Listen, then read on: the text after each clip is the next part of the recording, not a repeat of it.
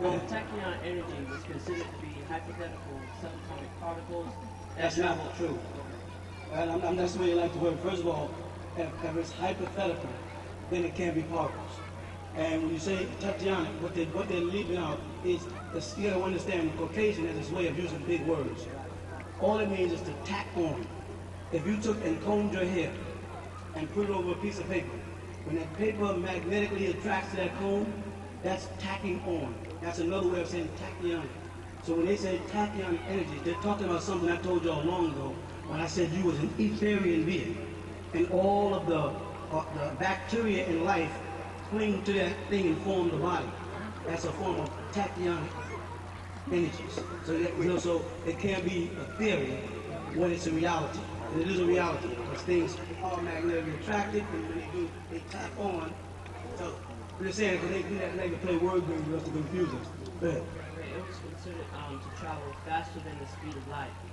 And I was wondering, how can it travel faster than the speed of light without being able to log it by light? You can log it by light, and let me show you why. When you say traveling faster than the speed of light, if I put this bottle here, and the amount of current being drawn from a magnet where that brother sits, the amount of magnetic pull based on the amount of electricity that's charged that magnet will determine how fast, by the weight of the particle, this here bottle gets in it. All right, now light travels 186,072 feet. Right, so what they're doing is saying we have to know the mass, amount of weight, versus the amount of magnetic energy pull to determine how fast this weight takes, or how fast it takes for this weight to get there. And the reason why they don't log it is they say because by the time it gets there, it has altered time. Because it takes the moment that it sends, what magnets do, it sends out a current. And when the current reaches it, it hooks it, and then begins to pull it. So the timing is, they're not inclusive of the time in which it sends out the current.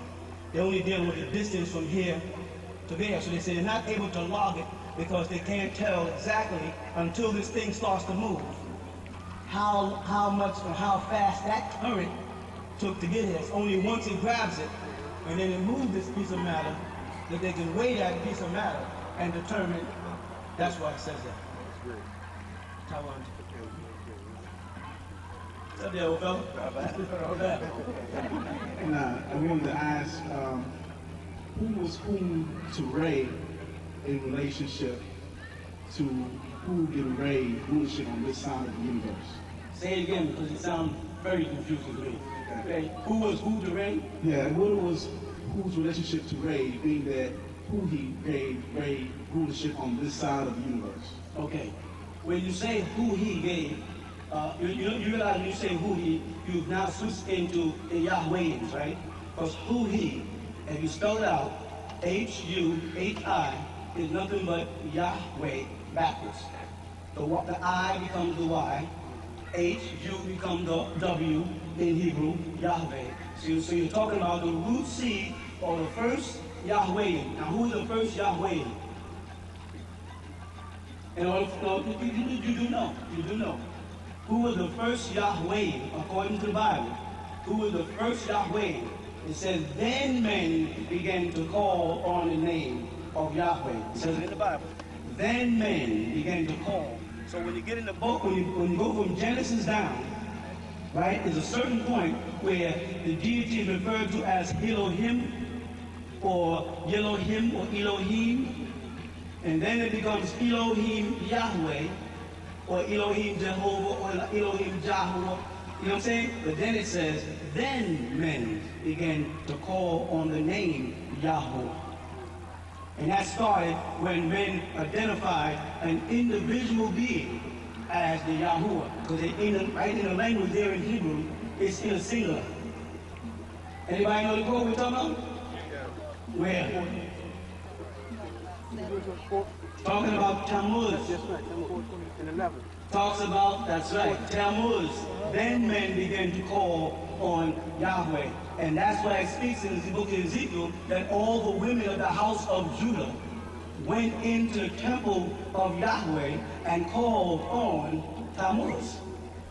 They went into the temple of Yahweh in Ezekiel and called on Tammuz because Tammuz was appointed as the one god over mortals when mortals had reduced their vibrational level down to where they are now. They appointed one god. Whenever you say one god, you're dealing with the term monad. Monad. When you go to two gods, you're dealing with the term duad, from which they get dual. And when you go to the next stage, they're going into triad. So in logging gods, they never went past three. They only went one monad from monos, two duad from dual, and three triad. You follow? Because they were having a conflict between three deities. One deity was Enlil, another deity was Enki, and another one was Murdoch, who also appointed Tammuz to be the one God. So when Muslims are talking about Allah subhanahu wa ta'ala as wahdahu la sharika lahu, the one God of which there is no partners, or when the Jew is saying Elohim Adonai, Elohim Echad, and they're talking about Elohim as one God is Echad, they're talking about an individual of the Sumerian doctrine who's referred to as Tammuz, whose nickname was Adon. And this Adon became known as Adonis, from which we get the word adoration. And that Adonis became known as Adonai. And that's when they became one God. When they were not allowed to refer to him as his name because Yahoo was not a name, but 4 symbolic letters describing the hand, the life. They were symbolic in the Kabbalah and in the abjad of the ancient languages. When they could no longer pronounce the name properly after Babylon, what they did is they started referring to him as, in Hebrew, Hashem. Hashem. I'm going to get back to the point. Hashem. Hashem means the name in Hebrew. But the word Shem also means out there. It's a Hebrew word for there as opposed to here. So when they dealt with the deity Yahuwah as the force who is the creative source of will, but there's a gender clash in there. Because Huhi is inclusive of Hua and Hia. Hua is the ancient Hu for masculine, and He ancient for female. Huhi became neutral gender, thus rendered a it. Yeah? And when it became an it, they create the word iota.